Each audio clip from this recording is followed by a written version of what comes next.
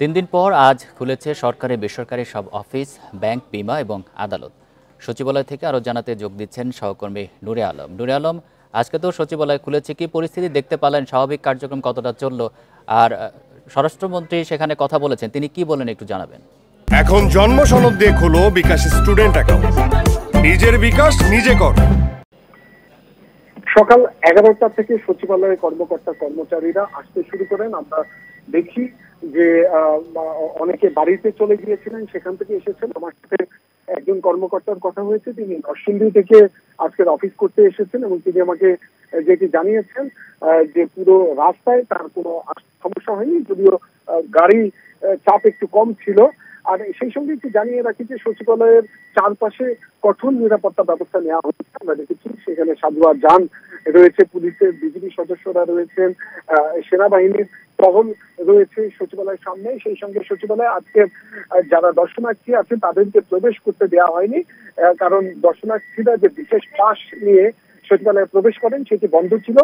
আর স্বরাষ্ট্রমন্ত্রী সাংবাদিকদের সাথে কথা বলেন। এর আগে এই সহিংসতায় নিহত 3জন পুলিশ সদস্য এবং একজন আনসার সদস্যের পরিবারের হাতে স্বরাষ্ট্র মন্ত্রণালয় এবং পুলিশের পক্ষ থেকে যে আর্থিক অনুদান সেটি তুলে দেন মন্ত্রী। এরপরে তিনি সাংবাদিকদের সাথে কথা বলেন। তিনি বলেন যে নাশকতাকারীরা পরিকল্পিতভাবে সারা দেশ থেকে তাদের প্রশিক্ষিত কর্মীদেরকে এনে এই ধ্বংসযজ্ঞ চালিয়েছে এবং রাষ্ট্রীয় সম্পদ তারা নষ্ট করেছে। তাদেরকে চিহ্নিত করা হচ্ছে এবং খুঁজে বের করে তাদের বিরুদ্ধে আইন অনুযায়ী ব্যবস্থা নেওয়া হবে। এরই মধ্যে বেশ কয়েকটি মামলা হয়েছে এবং সেই মামলাগুলো দ্রুত নিষ্পত্তি করার জন্য ব্যবস্থা নেওয়া হবে বলে স্বরাষ্ট্রমন্ত্রী জানিয়েছেন। সেই সঙ্গে আমরা প্রশ্ন করেছিলাম যে এই সহিংসতায় কতজন মানুষ মারা গিয়েছেন।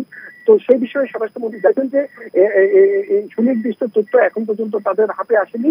শুধুমাত্র যারা পুলিশের কাছে যাদের স্বজনেরা রিপোর্ট করেছেন তাদের তথ্য রয়েছে, সেটিও তিনি এখন বলেছেন পরবর্তীতে সব তথ্য একসাথে নিয়ে জানানো হবে। এরপরে সমসাময়িক পরিস্থিতি নিয়ে বৈঠক করেন তথ্য প্রতিমন্ত্রী, স্বরাষ্ট্রমন্ত্রী, শিক্ষামন্ত্রী, জনপ্রশাসন আইনমন্ত্রী। তারা একটি বৈঠক করেন এবং বৈঠক শেষে শিক্ষামন্ত্রী জানান যে শিক্ষা প্রতিষ্ঠান খোলার বিষয়ে তারা ভাবছেন এবং পরিস্থিতি পর্যবেক্ষণ করে যাতে এখন খুলে দিলে আবার অপ্রীতিকর পরিস্থিতিতে পড়তে হতে পারে, তাই তারা পরিস্থিতি পর্যবেক্ষণ করছেন। তবে তাদের কাছে সবচেয়ে বেশি গুরুত্ব এইচএসসি পরীক্ষা। সচিবালয় থেকে জানাচ্ছিলেন সহকর্মী নূরে আলম।